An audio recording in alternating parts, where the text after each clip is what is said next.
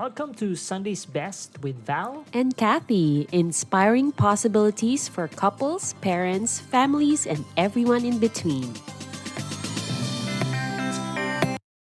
So, Val, we've been talking about money for the Yep. past episodes, and we just thought, how about talking about money and kids? Kids. Yes. Yeah, I love this topic kasi ako personally meron akong journey and experience about money nung bata pa ako. Okay. Diba? Gusto mong malaman? Sure. Natatandaan ko as early as mga grade 6 or grade 5, every time that I get an allowance from my mom, si nanay, pagka pumapasok ako, everyday yan, nagsiset aside ako ng certain amount, Wow. 'di ba? Alam ko dati 5 pesos ang baon ko. So, nagse-set aside ako ng piso niyan every day. And then syempre nung medyo nag-improve na yung allowance ko, lumaki na rin yung mga sinesave ko. That's why bago ako makagraduate ng high school, I believe, na nakapag-set up ako ng sarili kong negosyo. Wow, Oo. grabe.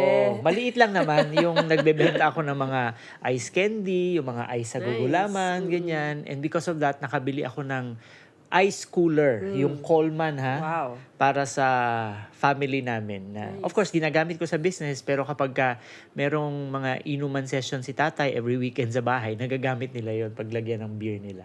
Nice. So, what you're saying, you started out early because nanay gave you allowance and Yes. allowed you to also save up for it.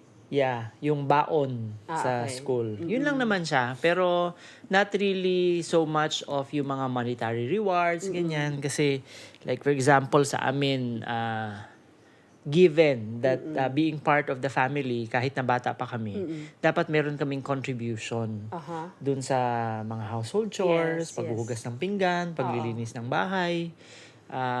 Almost lahat ng mga dapat nalinisin sa bahay, in-expose kami ni nanay dyan. Pero walang monetary rewards yun. Wow. Now that you mentioned that, no? Kasi right now, syempre, ina-apply natin yung idea sa mga kids. And honestly, with us, with me, ang nangyari sa amin, hindi kami masyadong pinalaki na may baon.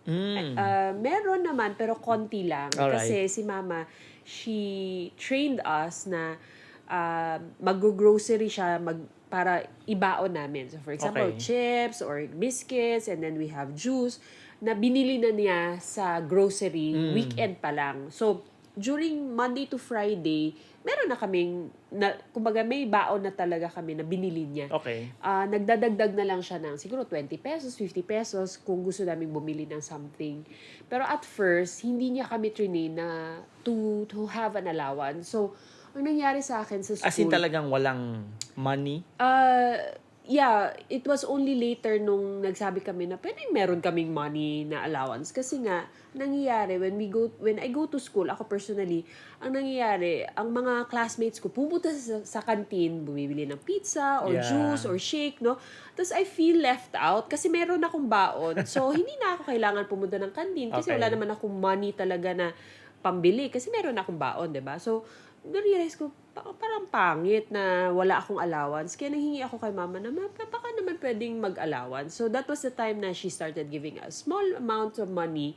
And usually, si Atsi, yung eldest namin, siya yung may hawak nung lunch money namin. Kasi we eat sa school. Si Atsi, yung sister ko, siya yung nagbabayad for us. So, kumbaga, when we started off, hindi kami masyadong na-train to handle money compared yung sa sinabi mo nga, 'di ba? Yan. So, kaya pala. Oo, kaya pala. Kaya pala mga bata ngayon. Ganun din yung ganun yung ginagawa mo nangyari. ngayon, Oo, di ba? bumibili ako ng mga food Okay. together with the grocery, and then nagbabaon sila. Pero na-realize ko din na yun nga, parang the same experience ko na gusto ko din pumunta ng canteen together with my Yeah. friends. Kaya we started giving them allowances already. Exactly. Natatandaan ko rin na, syempre, nung nag-college naman ako, pinagbabaon naman ako ngayon ng food, 'di ba? So College. early in the morning, bumili si nanay nung yung stainless na bilog na Yucks! merong Really? rice, merong ulam. Pambata Minsan ang naman yan. ulam diyan may sabaw o kaya merong Yes! sauce, So, 'di ba? hindi na siya mainit. Hindi na siya mainit pagdating ng lunch break ko sa UST before. OMG. However, meron siyang, syempre, may binibigay pa rin naman siya sa akin na allowance. Pero para makasave allowance, ka. pero subsidized na yun. Syempre, it will cover for my transportation at saka kung ano yung mga gusto kong bilhin. Now, syempre ako, since marunong akong gumawa ng paraan kung paano ko maparami yung pera ko, nagse-set aside din ako nung perang ibinibigay niya sa akin daily. Para naman meron akong pampuhunan pangbenta ng chicharon. Nung Wow. college Hindi ako. healthy. Hindi healthy. Meron nga ako isang classmate na bumili sa akin ng malaking Oh ng my chicharon. gosh. Yung yung may laman-laman pa. Pagkatapos niyang maubos yun in one day, sumakit yung batok niya. Dahil sa'yo. Nakonsensya ako. Pero patuloy yon all the way through graduation in college. I was actually selling chicharon dun sa mga classmates ko. And yun yung naka-allow sa akin na makapag-ipon to buy the things that I really wanted to buy na on an ordinary day, if I'm going to ask nanay or tatay to Yes. buy me these certain Something, things, yes. sapatos, ganyan, hindi talaga nila yan bibilin para sa akin. Pero, since I learned how to generate money out of my allowances, Wow. yun, nakakabili ako ng mga gusto kong bilhin. So speaking of which, as far as allowances no and household chores, Yep. kasi na-mention mo nga, di ba? And having mga big gifts or big items to buy, yung mga kids natin, since now na meron na silang awareness Yep. na, okay, I want to have more allowances, more money to buy stuff, no? Especially si Uno. Binibigyan natin sila ng chances, no? Chances to earn their keep, to earn their way Rewards. or rewards, Yeah. no? And this is syempre for all parents out there, tama ba na bigyan ng money as an incentive or reward to do household chores? Yan yung mga questions din na nakukuha ko din sa other mga mommy friends ko. So, sa atin, as far as our experience sa ating family, we give them general allowance, like every day they have Everyday an na allowance. baon, yeah. However, kung gusto nila to have more, they have to do extra chores in the house. Ibig sabihin, they have chores na naka-assign sa kanila na Yeah. walang payment, walang monetary reward. But if they want to do extra chores, like clean the car, clean my bathroom, meron yang equal amount Yep. na ibibigay ko to give them incentive for doing extra chores. Tama. Right? But that doesn't mean na hindi sila maglilinis. Like, say, room nila, kailangan nila maglinis nun.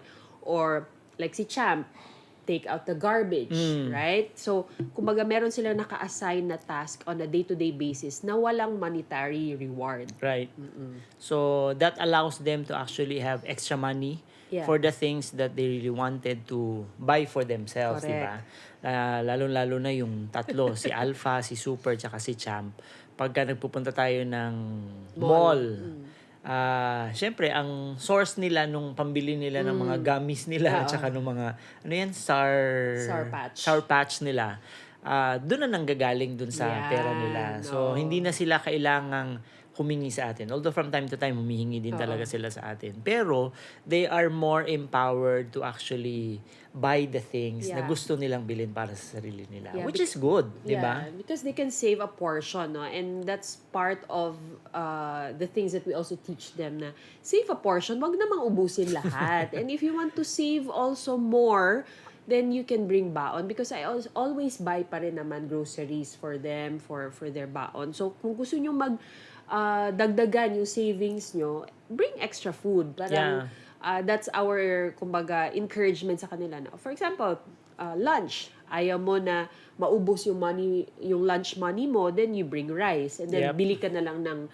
food, Ulam. extra food doon, or drinks, ganyan. So, the money that we give them, extra na yun sa kanila. And then, they just save a portion of it. Para, just in case they want to save up for a toy, or a shirt, or something, doon na nila kukunin from their savings. Yeah, and what I like also about this kind of parang system that we are implementing dun sa mga bata is sila mismo natututo sila to of course, manage their money, di ba? Yes.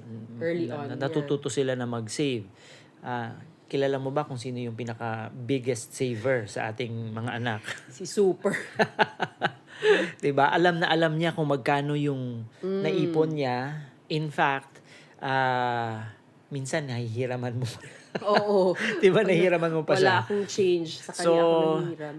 That's number one. I really appreciate it because it teaches our kids Yeah. the value of saving money early on. Yes. At the same time, siguro pati yung pagbabudget na rin, no? Kasi, yun nga, like for example, si Super, ayaw niya na nakikita na yung pinaglalagyan niya ng pera niya na uubos. Konti. Oo. 'Di ba? So, kinakount talaga niya yan. And, syempre, being financial planners, Oo. maganda na yung itinuturo natin sa mga clients Yes. natin, sa ibang tao, yun din yung natututunan ng mga anak Nakikita din natin. nila. Diba? Oo. It begins in the house. Yeah, and example, no? Very recent example, no? So, kwento natin sa kanila na itong si Super, speaking of Super, had an accident sa teeth niya, 'di ba? And we had to bring him to the dentist. We had to bring him to the dentist, and kumbaga unnecessary expense siya that cost, like a lot, no? Kasi hindi siya usual na dental check-up, but really dahil parang may nangyari sa two front teeth niya. So, ang nangyari, I really told him na, you know what, Super, I'm not angry with you, but I just want to let you know that I spent a whole week's money for grocery because of this unnecessary, accident. But, of course, I was not blaming him for that, but really letting him know na may consequence dun Yeah. sa nangyari. Na even if it was just, it was an accident, but it cost how much grocery money or even 1 month's, gas allowance or something like that. So, everything has a cost, and we have to let them know na the value also of money. Yeah. It's important because dapat ma-realize nila na yung kinikita natin Yeah. or whatever money we're bringing into the family, of course, hindi lang naman yan pinagtatrabahuan din yan, Yes, di ba? yes, yes. It comes with an equal effort that Yeah.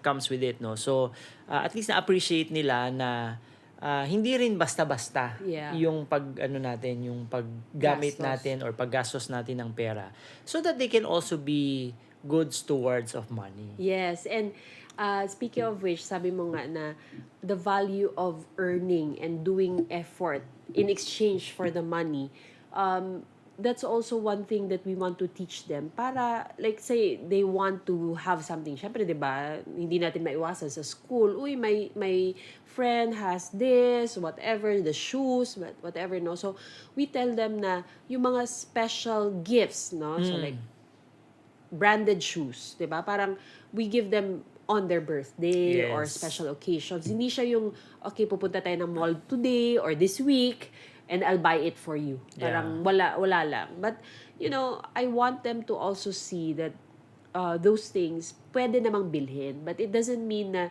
kaya mo siyang bilhin, bibili mo na siya agad-agad. It teaches them the value of patience. Yes. And at the same time, the value of either doing some creative task in order for them to increase their savings or Correct. the way that they are earning money. So that they can buy the things that they wanted. Diba? Yes. So, ako napansin ko si Uno, na kapag ka meron siyang gustong bilhin, 'di ba? He offers his creativity sa atin Yes. in terms of editing our Videos. videos, our podcast, and turning it into 1-minute videos na pwedeng gamitin sa TikTok, 'di ba? Correct. So, that in itself is allowing him to parang find creative ways in generating income for Correct. himself. So, 'Di ba? ito, recent example din, ngayon lang, no? So, his sister is asking, can I borrow your shirt? Sabi niya, what? Are you borrowing my shirt? You just do extra chores so that you can earn more money to save up for your shirts. Ganun siya. So, alam nila na they can actually earn money from us if they do extra value, extra service Yeah. dito sa bahay. So, I think that's a good way of, training them na every time you give out value, you get money in return. Yeah. So, maganda rin na na parang establish natin as parents kung ano yung mga advantages of really Yeah. rewarding kids with Yes. these kinds of monetary rewards, Yeah. diba? And in connection to monetary rewards some of my mommy friends are asking, dapat ba bigyan ng reward in terms of doing good in school? Ikaw? Based on our practice Yeah. as a family, since ang school naman is really part of their obligation and contribution to the family, tayo hindi naman eh. Honestly, hindi namin sila binibigyan ng rewards for getting a high grades in school. Although of course we give them affirmation, ganyan, 'di ba? We give them Puno a sa pat affirmation. puno sa affirmation, pat on the shoulders, pat on the back, and then we celebrate together as a Yan. family. 'Di ba? Either we bring them out, take them out for a good lunch or dinner. Yes. Or dito sa bahay mag-order tayo ng food, 'di ba? Yes. Pero in terms of giving them money just because naging 90% sila or nag-top sila dun sa class nila, we don't do that because ako I really believe na na hindi nakakatulong yung parang carrot and stick na kind of motivation as far as education is concerned. Okay. 'Di ba? So paano kung walang reward? 'Di ba? So hindi maganda ang Oo. grade sa school, 'di ba? So and tayo mismo gusto natin na yung mga anak natin, they will just enjoy going to school, learning the things that they needed to learn without so much pressure na, Correct. oy, kailangan kong mag-top sa class kasi sigurado meron akong matatanggap kay daddy at saka kay mommy. Yeah, it was never a practice for us to give them incentives to be elite, to be gold. Sorry. Hindi natin sila, hindi natin sila sinanay na kailangan nila mag-gold para makuha nila ito.